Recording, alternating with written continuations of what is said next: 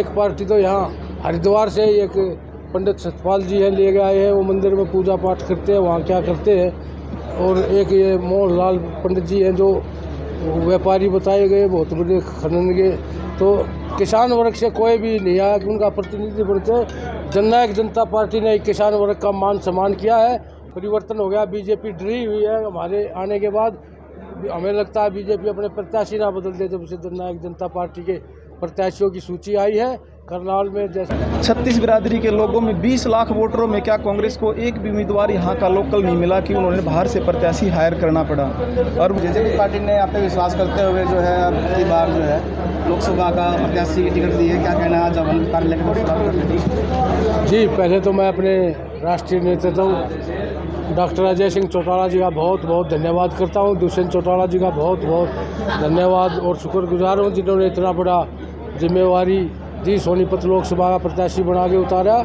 और मुझे पूर्ण विश्वास है कि सोनीपत से जो किसान कमेरे गरीब की आवाज़ जो लोकसभा में जाती थी, अब की बार फिर किसान कमेरे युवा और गरीब दलित की आवाज़ सोनीपत लोकसभा में पहुँचे।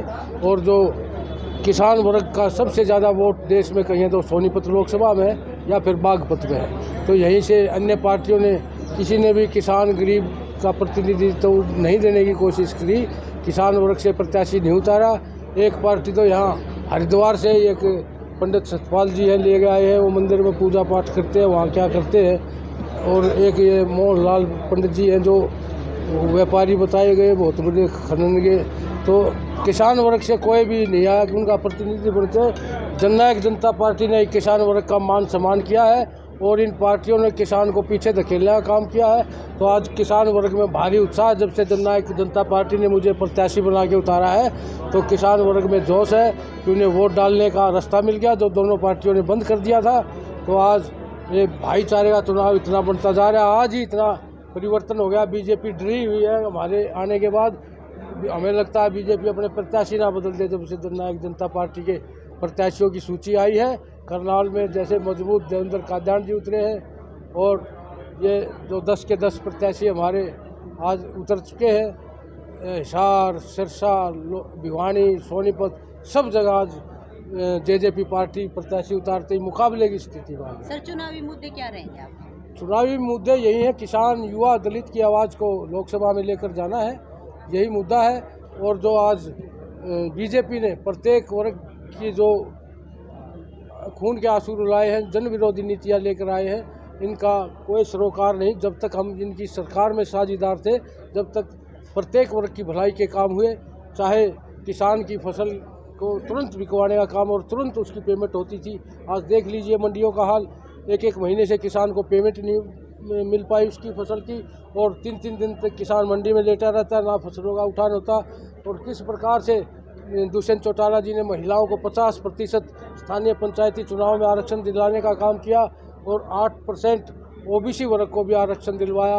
और युवाओं के लिए जो 75% एक विधानसभा में कानून बनवाया, चाहे उसमें आज सुप्रीम कोर्ट में किसी ने चुनौती दी है, उस पर भी मजबूती से दुष्यंत चौटाला जी कोर्ट की लड़ाई भी लड़ने में लगे हुए हैं और उसको लागू करवा के दिखाएंगे हरियाणा में। जो एक बगैर बहुमत होने के बाद भी एक ऐसे नेता हैं जिन्हें 10 विधायकों की एक मामूली सी संख्या होने के बाद एक जो कलम में बहुत कम स्याही थी, इतने ज़्यादा काम करके दिखा दिए कि दुष्यंत चौटाला के सिवा कोई नहीं करके दिखा सकता था। आज हरियाणा की जनता समझ गई है, जिस दिन इनके पास पूर्ण बहुमत की सरकार होगी, हरियाणा के प्रत्येक वर्ग की भलाई दुष्यंत चौटाला कर सकते हैं, जो एक बहुत ही युवा और पढ़े लिखे ईमानदार दूरदर्शी सोच के नेता है। तो आज हरियाणा की जनता ने अपना भविष्य दुष्यंत चौटाला जी को मान लिया है और ये बहुत ही बड़ी ताकत बन के उभरेंगे इस लोकसभा चुनाव में। लेकिन कई स्थानों पर जो है जेजेपी का और बीजेपी का विरोध हो रहा है। बीजेपी का हो रहा है, जेजेपी का तो 2-4 जगह कांग्रेस ने करने की कोशिश की थी, वो बेनकाब हो गए, कांग्रेस के पदाधिकारी निकले। अब देखो, कल भी दुष्यंत चौटाला जी के उचाना और उधर दौरे थे, फोटो आए हैं किस प्रकार महिला बच्चे नाच गा कर बैंड बाजे हैं स्वागत कर रहे हैं, किसान ट्रैक्टरों पर बैठा के ले जा रहे हैं गाँव के अंदर। ये तो 2-4 दिन कोशिश करी थी, कांग्रेस का षड्यंत्र था, हो गया फेल। बीजेपी का हाँ जरूर विरोध हो रहा है, बीजेपी का तो हर जगह विरोध हो रहा है। इससे पहले भी चुनाव लड़ा था बड़ौदा हल्के का, तीसरे नंबर पर रहे थे, आप किससे फाइट मानते हैं आप? हम बीजेपी से फाइट मानते हैं। कांग्रेस तो फाइट में ही नहीं है। कांग्रेस का तो प्रत्याशी उसकी खुद की है, वोट नहीं यहाँ, उसकी तो वोट हरिद्वार में है, वहाँ 2 चुनाव हारा था।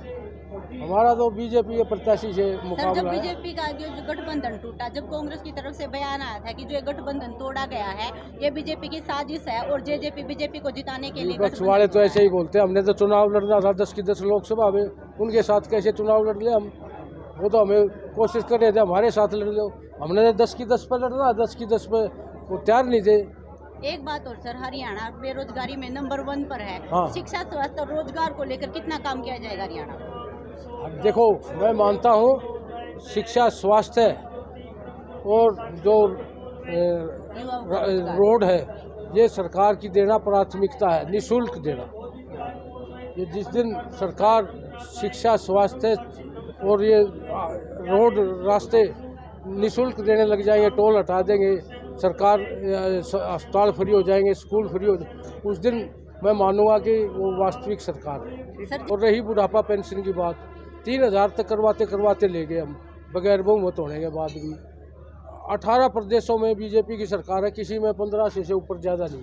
3000 अकेले हरियाणा में है, वो है तो दुष्यंत चौटाला की वजह से है पेंशन। उद्घाटन पर पहुंचे थे, क्या कहना चाहोगे आप? देखिए, वो कहते हैं ना कि हाथ कंगन कुंवर क्या, पढ़े लिखे को फारसी क्या। तो आप तो दुनिया, आपको समाज का चौथा स्तंभ है और आप देख रहे हैं कि लोगों में उत्साह और जोश है, और ये जोश और जुनून कहीं ना कहीं आक्रोश है कांग्रेस के प्रति भी और बीजेपी के प्रति भी। तो कांग्रेस की भी लड़ाई लड़ने का काम आज जेजेपी कर रही है, क्योंकि 36 बिरादरी के लोगों में 20 लाख वोटरों में क्या कांग्रेस को एक भी उम्मीदवार यहाँ का लोकल नहीं मिला कि उन्होंने बाहर से प्रत्याशी हायर करना पड़ा। और वो कहते थे कि भाई कि जेजेपी तो वोट काटने के लिए आई हुई है। मैं उन लोगों से ये पूछना चाहता हूँ कि भिवानी महेंद्रगढ़ में आप लोगों ने जेजेपी की वोट काटने के लिए रावदान सिंह को वहाँ पे भेजा कि हमारा जब पहले से प्रत्याशी राव बहादुर वहाँ से घोषित कर दिया था हमने 10, 12, 15 दिन पहले, तो क्या रावदान सिंह को आपने जेजेपी की वोट काटने के लिए भेजा? और जहाँ तक मेरा मानना है कि कांग्रेस ने 7 से 8 कैंडिडेट डम्मी उतारने का काम किया है बीजेपी के कहने से। इसलिए पूरे हरियाणा में एक बदलाव की लहर है, और मैं तो शीर्ष नेतृत्व का धन्यवाद करता हूँ कि जो सपना भूपेंद्र मलिक जी ने सोचा था कांग्रेस में रहकर, वो जगत ताऊ देवीलाल जी के वारिस दुष्यंत चौटाला जी ने पूरा करने का काम किया है।